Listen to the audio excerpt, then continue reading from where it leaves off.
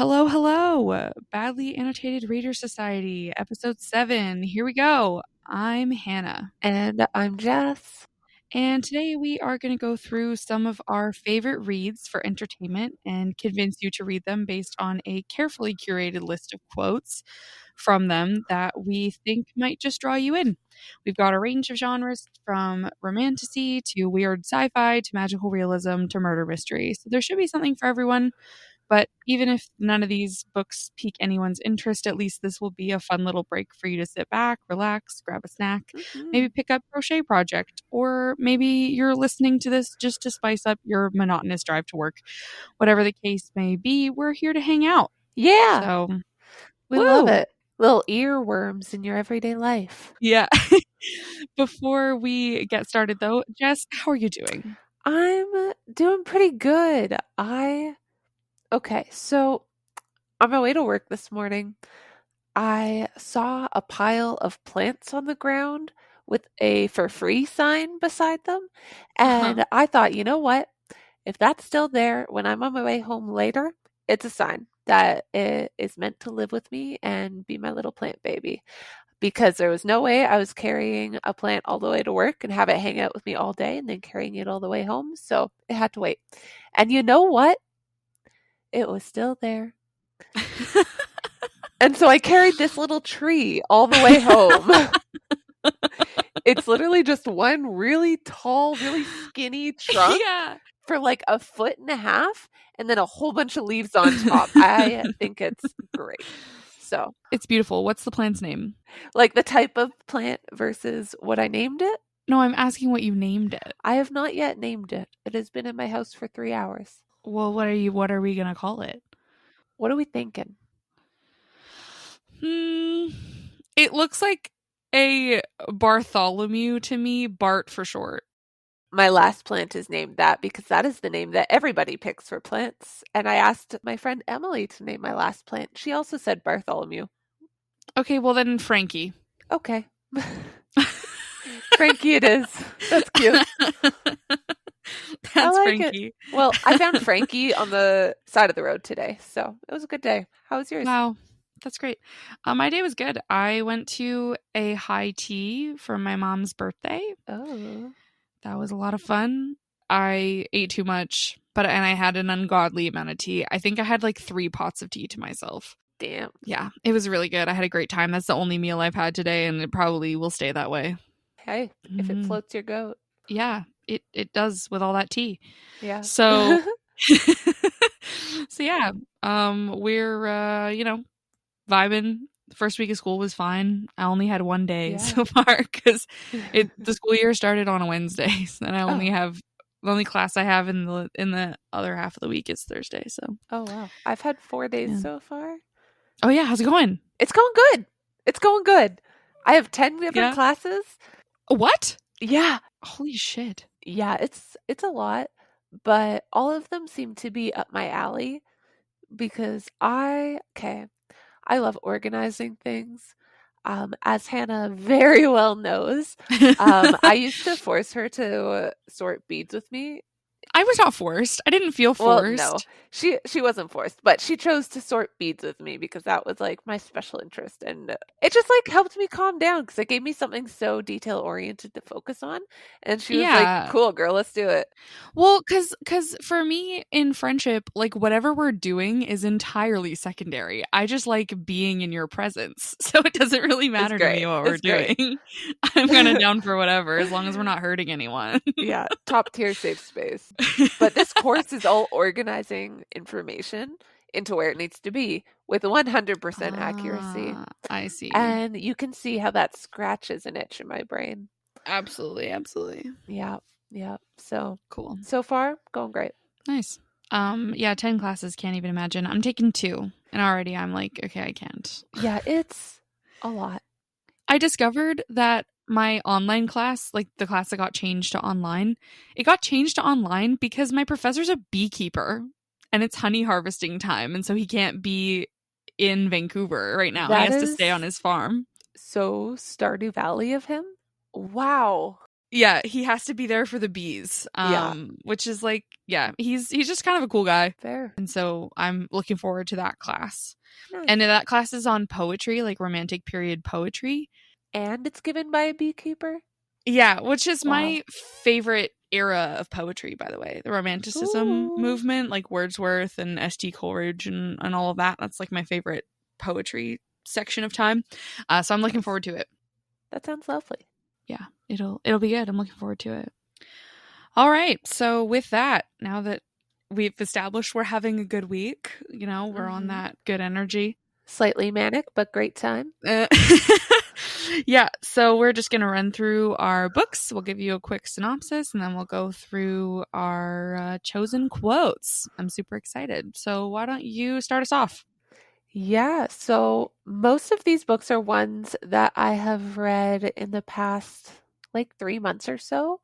Okay. So all pretty recent reads for me. The first one that I'm sharing is Bright Young Women by Jessica Knoll. It is a sort of murder mystery.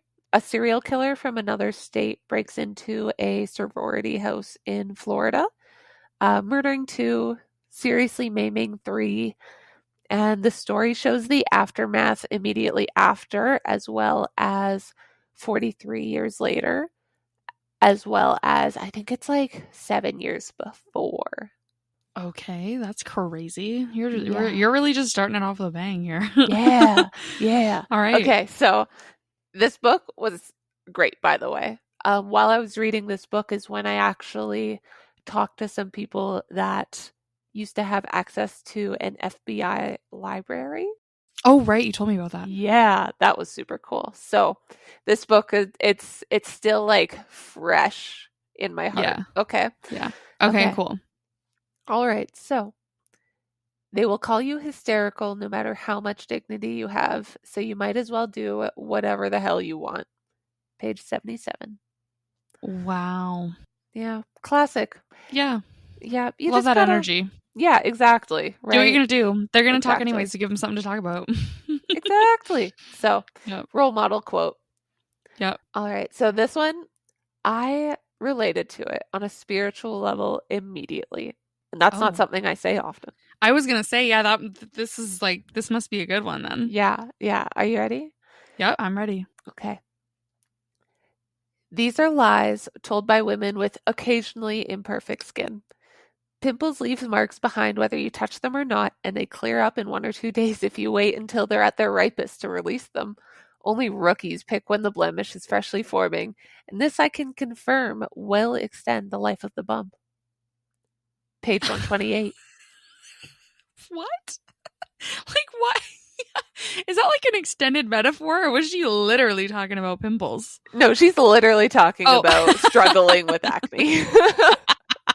And I went, you know what, girl? You are so right. Because that is exactly how you go about popping them. Yeah. Yeah. That is my exact method. And okay, You said admittedly, I related to this spiritually, and I thought you were about to go into something deep. No. no. um Okay. no, but like admittedly I struggle with skin picking, so like just Yeah. that I was just like, "Oh, she does it right." Okay. Yeah. Cool. Anyway, I love how you start off with this synopsis of like, yes, serial killer, but pimples though. yeah, That's the the real quote. That's the struggles. quote that you got. Okay. Yeah. We are All creating a right. All safe right. space, okay? Yeah. Regardless of how nice Yeah. your skin is. Fair. Fair. Yep. Oh, We do not discriminate. yeah, exactly. Exactly. And yeah, I only had two for that book. So if that piques your interest, Bright Young Women by Jessica Knoll, highly Wow. recommend. Cool. Yeah, That's I believe it awesome. was a 5-star read for me. Really Hmm. cool. Well, then I'm gonna strong pivot, As always. as always, into a YA romantasy called Dance of Thieves by Mary E. Pearson. I read this recently, so I was just went, oh my god, I didn't know we were Yeah. referencing this.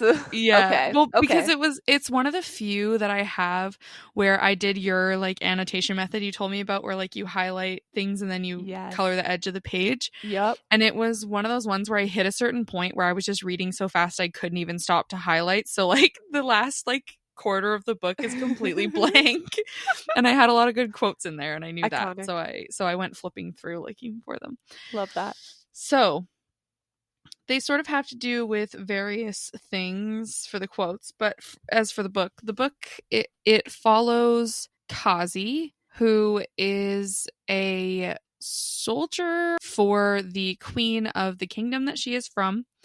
And so she is sent with a group of other soldiers to a territory belonging to, I guess, what I could only describe as like the YA fantasy version of a mafia family. Yeah, like royal mafia. Yeah. So Kazi and this group of other soldiers are sent to the territory of this fantasy mafia family to retrieve a fugitive for the queen. And that's their mission, but they're doing it sort of in secret. So it's just sort of about like the political intrigue around that. I like it a lot. It's YA, so you kind of have to give it a pass on some of the cringy You writing, really do. Can confirm. but I did enjoy it when I read it. So the first quote I picked was from a sort of integral point in the book between two characters. They're conversing with each other and they're like out in the open on some kind of a journey. And so this is a quote. "Look, up there," Jace said, pointing to the sky. "That's Eris's heart, and right next to it is—" I turned, my head swimming, and I reached for the ruined wall. Jace grabbed and steadied me.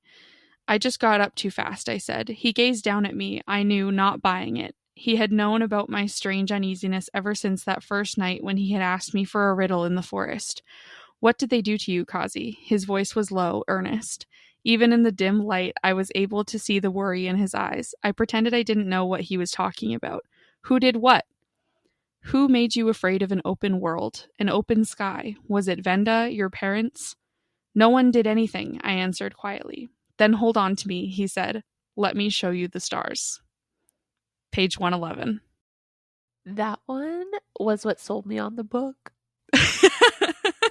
Yep. Yeah, it's like an integral moment. Oh, yeah. I don't know. I just appreciated it for like I feel like that speaks a lot to how character relationships sort of develop in this book. So, Yeah, big time. and then the next one I had was "It was our story. It didn't have to have a happy beginning or happy ending, but the middle was a feast at a banquet, a rich soapy bath, a night's rest at an inn, and a full stomach, a warm chest nestled up against my back, the soft heat of lips at my nape, stories whispered in my ear." Page 116. You can't see it, but Jess is doing a little dance about that. Yeah, because I feel like listening to your quotes for this book, I'm just like, oh my God, because I just finished reading it. Okay. Yeah, So yeah. I do apologize to the listeners if they're feeling a little left out. I do not want that. So I'm trying to hold it in a little bit. But also that's the quote that I wrote in my ebook log. Oh, So I was wow. like, oh, because that one just like perfectly describes their relationship, I feel. Yeah, and it also perfectly describes the way that this book deals with hope. Hmm. And that's why I thought that I should like it was a good one. Like if I was trying to sell someone on this book, that's probably one of the quotes I would pick because I look at books very like in terms of Fair. the themes. And Yeah, so I thought that that spoke really well to like the themes for of real. hope and resilience and you know what, like things might suck, but like for now we're just going to make the best of it. Nice. And so yeah, I like that one a lot. Good one. And then the next one is sort of vague, but it spoke to me when I read it. So this is from page 153. "My mother told me not to cry. She told me not to forget kindness. She told me to be strong. She told me to believe in tomorrow." I like that. Simple, elegant, very demure. Very mindful. Yes. Yeah, it's again, that was another one that I felt like spoke to the hope in the novel, which I appreciated. Nice. And then second to last one I have was when I went inside, I found a small bowl of fruit on the dressing table. Oranges. 3 perfect oranges. Was this his thank you? I picked one up, my fingernail drawing a spray across its skin, and held it to my nose, breathing in its magic. No, I thought as I peeled it. This was just Jace remembering I loved oranges. Oh, that was so cute. Yeah, Oh, I know. I love the little I like this is it's one the thing I little do. things. Yeah. Yes, this is one thing I do appreciate about YA. Is like it just does things like that so beautifully. And I thought that that was nice. And also like I loved the writing style in a lot of places in terms of like the description. Like I picked one up, my fingernail drawing a Mhm. spray across its skin and held it to my nose, breathing in its magic. Like there's just so much like whimsy and I love it. It was heavily whimsical. Yes, yeah, it was. So there's that. And then the last one is another like sort of vague one, but this is another one that like would sell me if I saw this on a random reel on Instagram. I'm listening. Only pieces of before are left. Scant memories that don't add up to anything whole. Before doesn't matter anymore, but I tell the pieces to the crying children, anything to make them quiet. Once upon a time. For a second, I forgot where in the book that was from, and I was like, whoa. Yeah, that one's like Yeah, closer that's to the definitely end. a like draw them in quote. That's a Yes, good yeah. one. Good choice. Yeah, that was page 329. And also the one about the oranges was page 180. I can't remember if I said that. But yeah, so that was Dance of Thieves by Mary E. Pearson. Nice. Yeah. Snaps, snaps. So my next one is The Plot by Jean Hanff Corlitz. Right? We've talked about this. Yes. So Jake is a best-selling author, but he stole the plot of his singular award-winning book. But where did the guy he stole it from get it? Is basically the concept. Yes. Yeah. So my first quote is from page 61. So here it goes. Jake didn't believe in much. He didn't believe that any god had made the universe, let alone that said god was still watching the goings on and keeping track of every human act, all for the purpose of assigning a few millennia of Homo sapiens to a pleasant or unpleasant afterlife. He didn't believe in an afterlife. He didn't believe in destiny, fate, luck, or the power of positive thinking. He didn't believe that we get what we deserve or that everything happens for a reason. What reason would that be? Or that supernatural forces impacted anything in a human life. What was left after all of that nonsense? The sheer randomness of the circumstances we are born into, the genes we've been dealt, our varying degrees of willingness to work our asses off, and the wit we may or may not possess to recognize an opportunity, should it arise. Page Oh. 61. Oh my God. I know. That was crazy. Yeah. That would So, sell me. If I saw that right? randomly somewhere, I would absolutely pick up that book. There we go. So yeah, I picked this because I feel like it really encapsulates Jake's cynicism and Mhm. why he just went, I'm gonna do it. Crazy. Yeah, so that was the only quote I had from that book just because that's all it needs. That was enough. Yeah. That was enough to pull people in. And that's on period. Exactly. Cool. Howdy, guess who's back? That's right, it's Editing Hannah. Just wanted to mention the name of the book again. Jess was just talking about The Plot by Jean Hanff Corlitz. Time to take another pivot. This one is also fantasy. It's The Cruel Prince by Holly Black. All right. And this one is the kind of fantasy that reads more like a fairy tale. And it has just like a certain tone to it that I really like.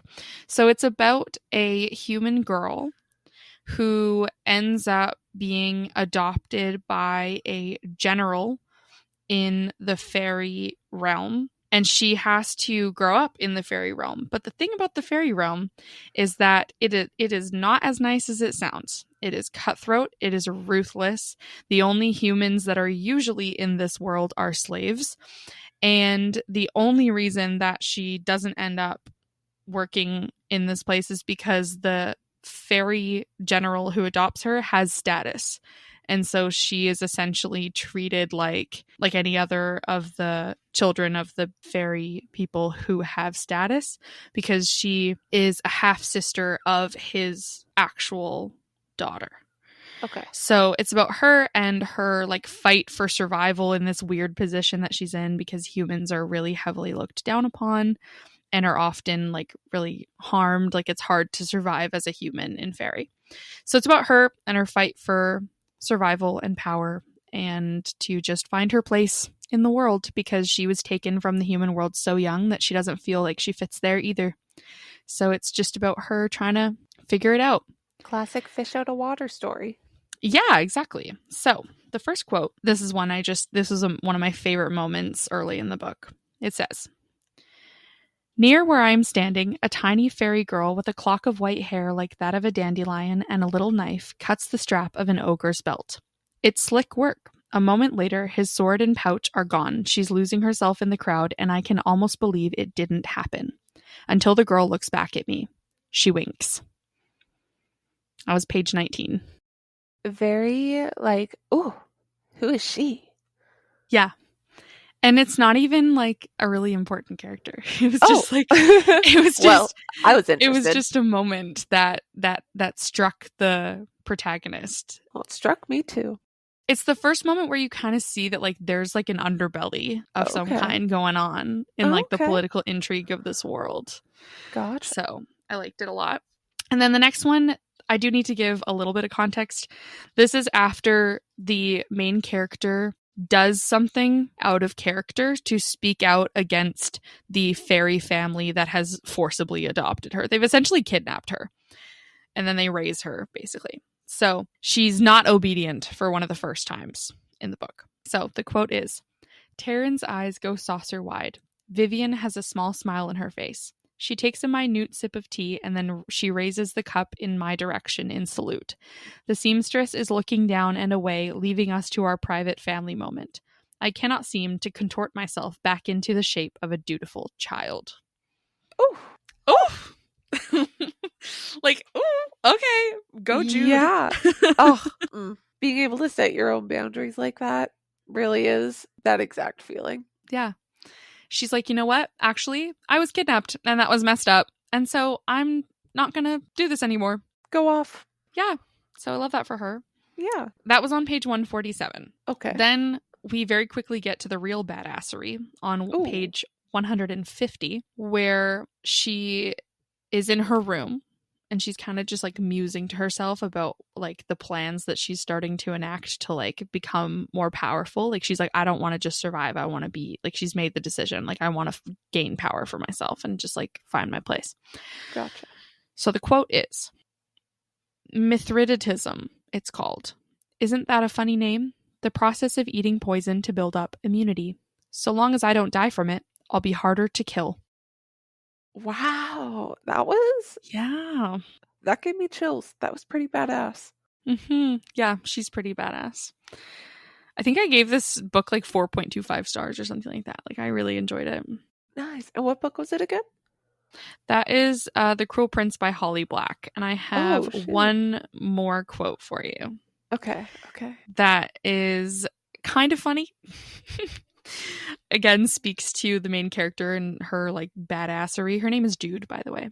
Okay, so the last quote I have is, she's talking to someone's talking to her. So it says, "You're mortal," he informs me.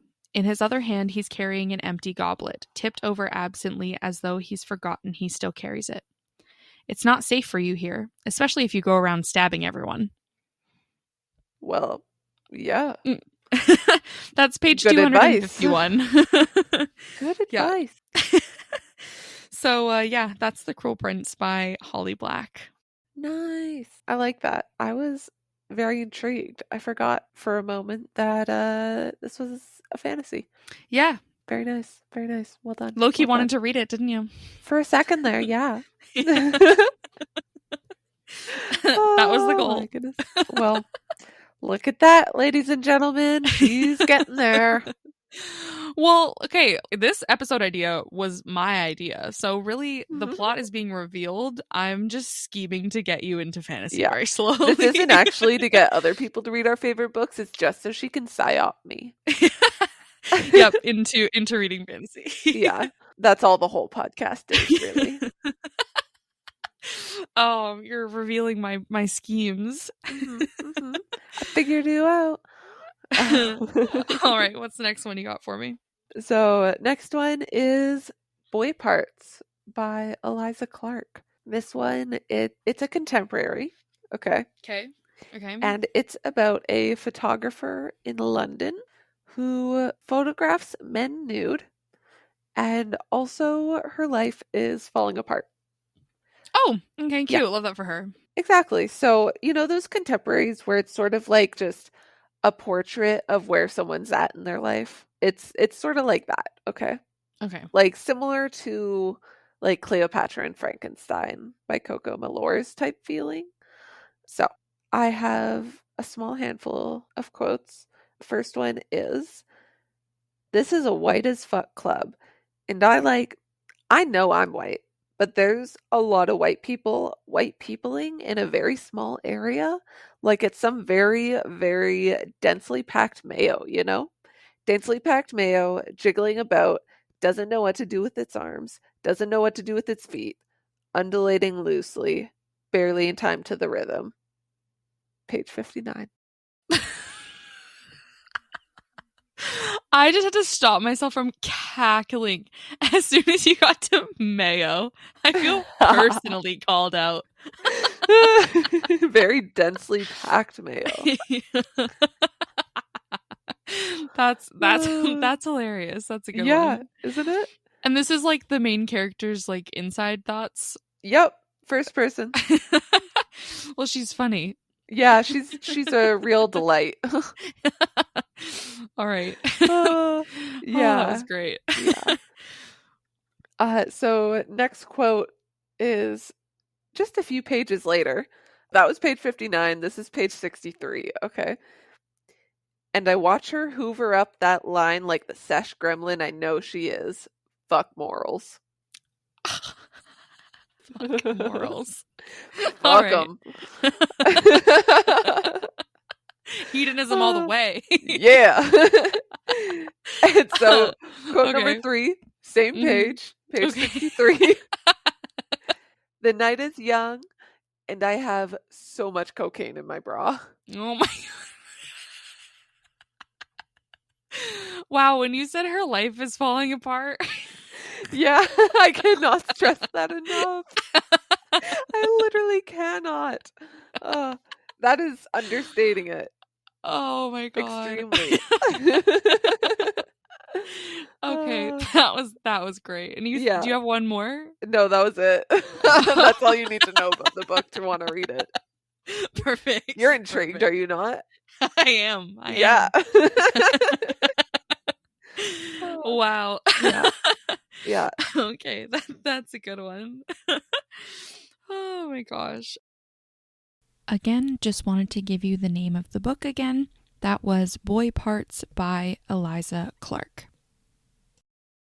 Okay, well, I'm about to bring a similar unhinged energy with Louisiana Longshot by Jana De Leon, which is a cozy mystery about a CIA agent whose cover is blown on a mission. And so she has to go into hiding under an assumed name in the small town of Sinful, Louisiana. And she's supposed to lay low, focus on her cover. Her cover story could not be farther from who she is. She's pretending to be like an ex beauty queen turned librarian, and she's so far from that. She's like she's essentially a contract killer for the government. Like, is she plausibly an ex beauty queen? Yes, yeah. Okay. She's Okay. yeah.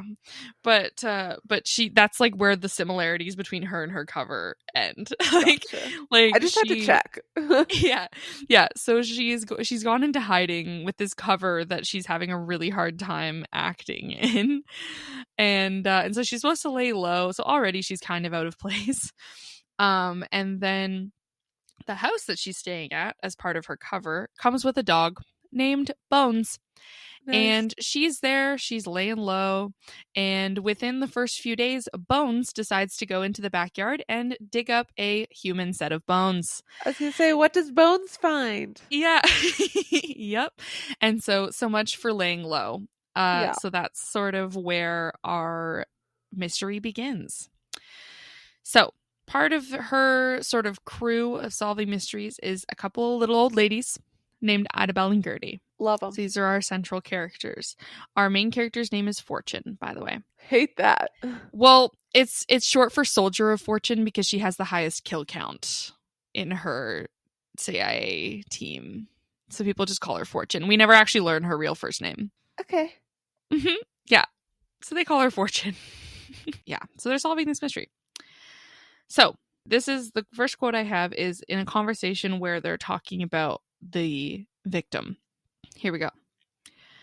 I'm sure God knew he was a jackass. Gertie nodded. That is a fact. Poor Marie went from living with her mother to being married to Harvey, who was even worse. After he disappeared, Marie actually had the freedom to think and act as she wanted for the first time in all 69 years of her life. Sounds like it worked out well all the way around. So then why all the worry? What do you think happened to Harvey? Why, Marie killed him, of course. Of course. Yeah, Duh. that's page 43. Nonchalantly. Yeah. Use your Yeah. brain. Yeah. Yeah. So yeah, that was page 43. And then later on, when calamity ensues and things are hitting the fan and the mystery is unfolding, Fortune gets injured somehow. And so this is a conversation they have about that. So Idabelle says, Fine. What the hell happened to your head? Idabelle narrowed her eyes at Gertie. Did you shoot her? I stared at Idabelle. Is that a real problem around here? Gertie glared. That thing with the mailman was an accident.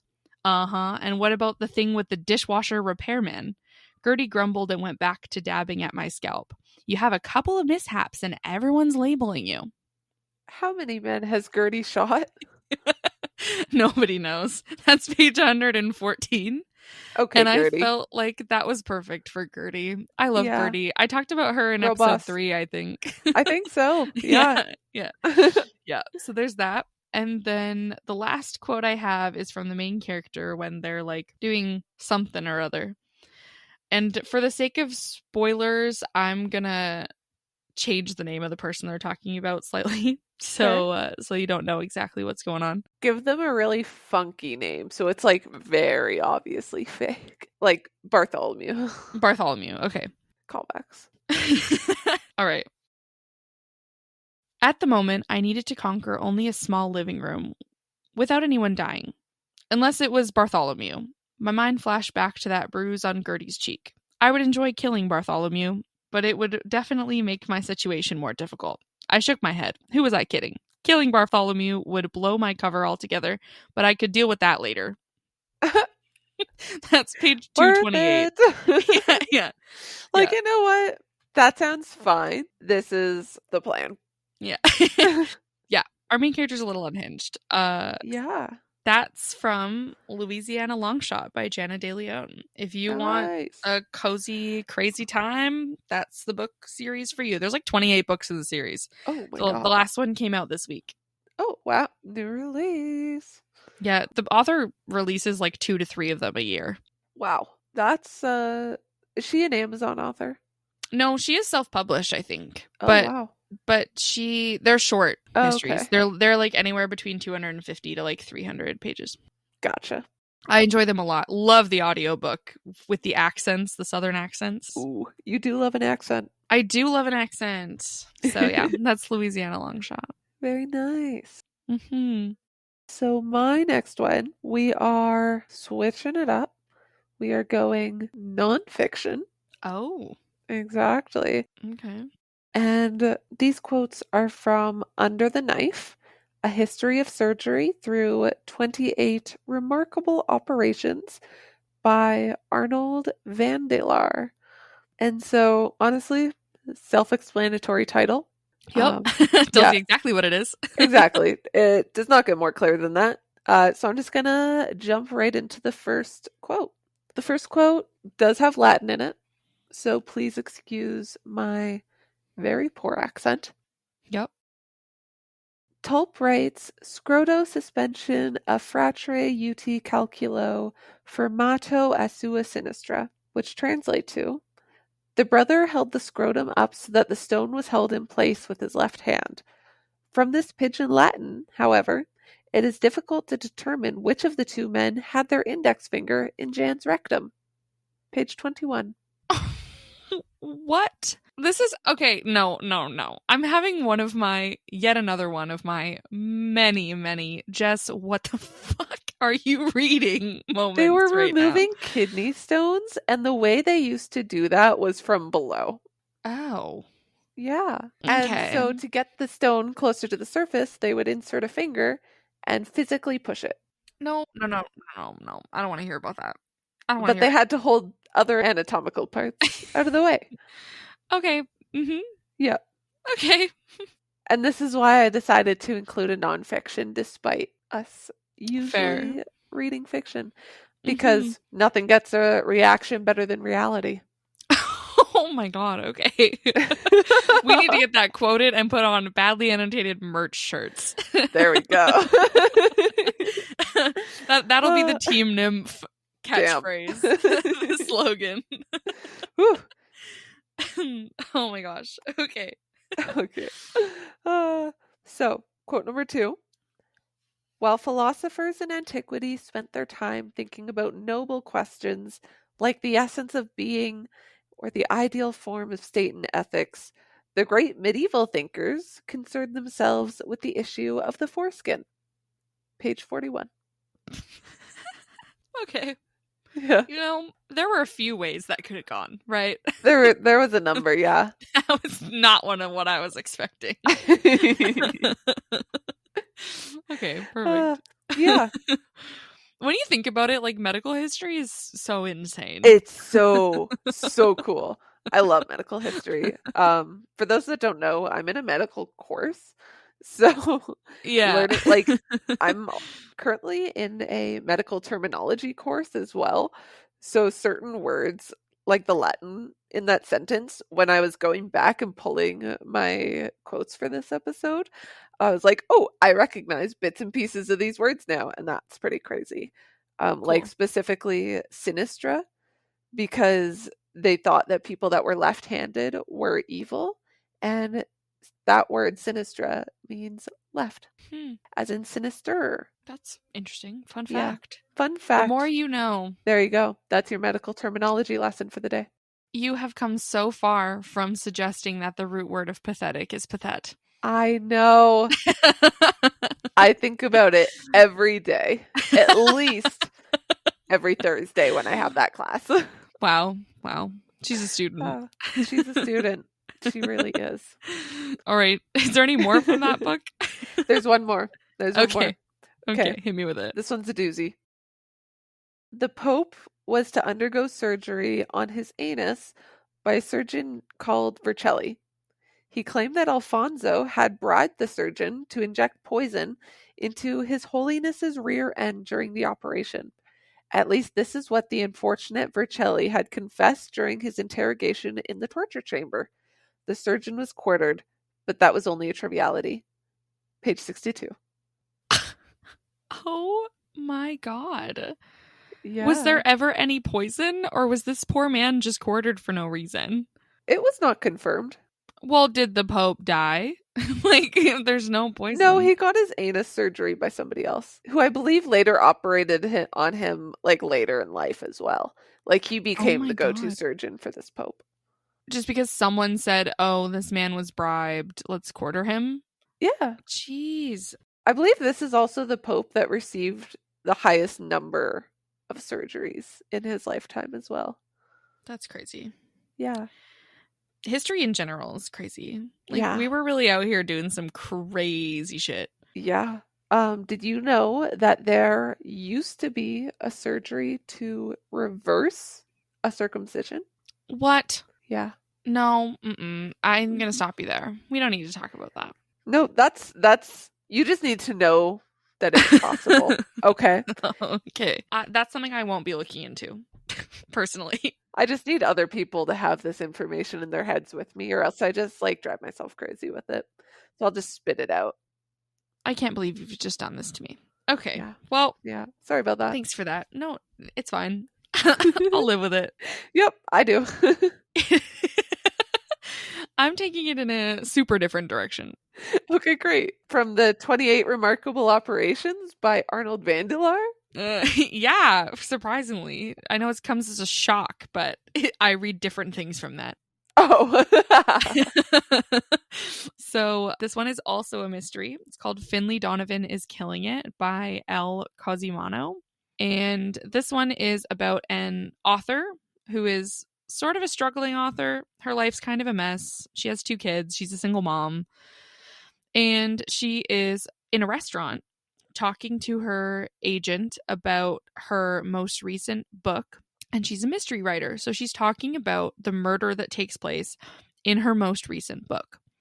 But a woman overhears her out of context and thinks that the main character is talking about a real murder that she committed. And so this woman thinks that the author's actually a hit woman. And so she leaves her a note with a name and like a meetup time and wants to hire her to kill someone for her. And this main character does all of the wrong things, to put it lightly. It's quite wild, the decision that she makes. The decisions in general that she makes. So, again, calamity ensues. So, the quotes I have for you. Can I sidetrack? Yeah? So, this book was the first one that me and Hannah swapped and dual annotated as well. Yes. And reading this book, I read it second. Okay. So, Hannah had already annotated, highlighted, commented, all of the things, tabbed, all of them. Yeah. Yeah. All right. And reading this book with Hannah's commentary, incomparable. No one else got that same reading experience ever. No. And I felt blessed. And I just had to throw that out there. Oh, thank you. Proceed. Yeah, because I'm also a little unhinged. So, like reading this and commenting on it, yeah, is a lot of fun. So, and these are quotes that I highlighted in the book the first time that I read it. So, the first one is I was far from okay. There was an unconscious pervert stuffed in the back of my minivan and an IOU in my purse from the woman who wanted me to kill him. And I was going to be late to pick up my kids from my sister's house. It's from page 57. Where are her priorities? Yeah. That silly little goose. Yeah. And then a bit later on, we have a conversation between her, the main character, and another character named Vero. Ugh, bad bitch Vero. Yeah, we love Vero over here. So the quote is, my car? Vero's eyes flew open wide, her ponytail swinging with her recoil. Why my car? Because you have a trunk. Everyone knows dead bodies go in the trunk. Don't look at me like that. What do you want me to do? Strap him in Delia's booster seat? His shoes are sticking out. and that's from page 81. Perfect. Yeah. Chef's kiss. Yeah. Okay, so, and then the last quote I have from this, which is kind of out of context. It doesn't really have to do with the main plot, but I thought it was kind of funny. A lot of my quotes are out of context. We love that here. True. And I did like take out a little section of it. Like this is a little bit of a paraphrase in English in the MLA format. And this is where you'd put a little ... to indicate that there's some sentences missing. Yeah. So this says, I was being prodded by instruments of torture. I prayed to every god in every corner of the globe, my prayers consisting mostly of 4-letter words to please, for the love of all that was holy, make it stop. Wake up, mommy. Vero says it's time for dinner. That's page 127. It's giving when the toddler won't let you take a poop in peace. Yeah. Yeah. So that just really, I don't know, spoke to Yeah, Finley's it really did. life. Hmm. Yeah. Her essence as a Yeah. whole. Yeah. And then the last quote I have is, again, a little snippet of a conversation between Finley and Vero. And it says, I'm 31. It's not like I've got one foot in the grave. Last I saw, you had two. Oh, That's from page 130. tell him. Yep, that's Oh, badass Vero for you. yep. Yeah, so that's from Finley Donovan is Killing It by El Cosimano. Perfect. That Oh, was my last one for you. such a good book. I can't wait to read the sequel. I know, I'm sorry. I'll get on it. That's okay. I've got other books. My last book actually released this week, September 3rd. It is Blue Sisters by Coco Malors. Damn, you read that fast. I'm actually only 60% done. So this is just quotes from what I've read so far. Okay. And none of the quotes are spoilers. Okay. Okay. So if this is on your reading list, this will not spoil the plot for you. Okay. So just to be clear, I was very careful. All right. But this book, it's about three sisters coming together while they're mourning the death of the fourth sister. So lot of emotion, very character driven, character focused is the vibe. Okay. Mhm. So quote number 1 is on page 41, and it says, his door policy was notoriously mercurial. Artists, surfers, models, bikers, musicians, and anyone of any gender who Peachy might like to sleep with were let in. Wow. And this Yeah. is a man named Peachy. Yeah, it is. That's hilarious. His bouncer's name is Fuzz. I'm sorry. Peachy and Fuzz. Yeah, as that's in the Peach gimmick. Fuzz. Yeah. Coincidentally. Oh my god, that's hilarious. The author really must have a sense of humor. Oh, yeah, she's lovely. Jeez. Okay. So, my next quote is on page 42, saying, Stella was usually in the midst of either kicking or, as she called it, recommitting to a crystal meth habit. And page 43 says, Okay. Oh, I'm not drinking no more, said Stella. It's just the crank for me now. Figure that's safer. Who are these people? Oh, that's just a random, like, NPC. Like I said, no spoilers. the best of NPCs. Yeah. Truly. Just entertaining. Where I was like, oh, recommitting. Okay, Stella. Make those choices. Oh my god, that's hilarious. What a Yeah. great one to end off on. Right? And then my very last quote, so last one for us. Okay. I removed 2 words from it, just to be clear, Okay. so as to avoid the spoilers, as it has only been released for like 5 days. So, Mm-hmm. I studied philosophy at undergrad, a fact that usually renders me insufferable to 99% of people. I think you're the opposite of insufferable. I suffer you gladly. Oh, I know. that's kind of cute. What a turn that just took. Isn't You it? went from the meth NPC to Yeah. to that. That's so sweet. That's giving me the same vibe as like the oranges from Exactly. Dance of Thieves. Yeah. Which that was also another passage where I did like the whole like I did take out some sentences just to like shorten it and avoid some spoilery things. But yeah. You gotta do what you gotta do. Yeah, but that's so cute. It has the same Wasn't sort of it? vibe. That Yeah. gives me the same vibe as like on Friends when Oh my god, I like maintaining you. yeah, where Monica is fretting about being high maintenance and he goes, "It's okay, you are high maintenance, but I like maintaining you." I'm like, Ugh, "Aw." man, I get that vibe in my own household. Are you Chandler or Monica? Oh, I am definitely Monica. Yeah, real. I feel like I'm a combination of Chandler and Phoebe.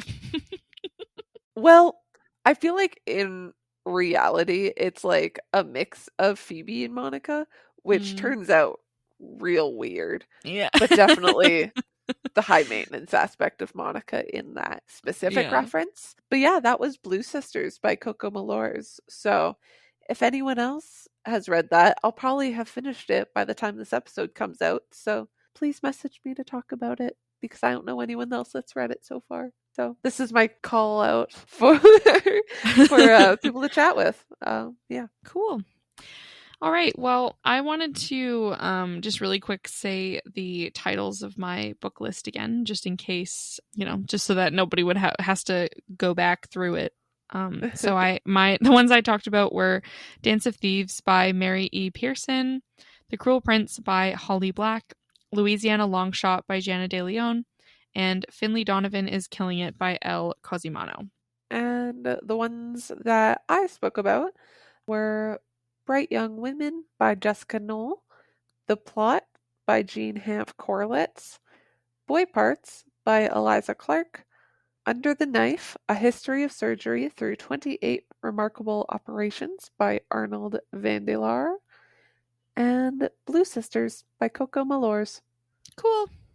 Yay! So these are our weird, kind of crazy, and just our purely entertainment reads. Exactly. If one of these quotes inspired you to pick them up, we would love to hear it. Absolutely. Oh, yeah.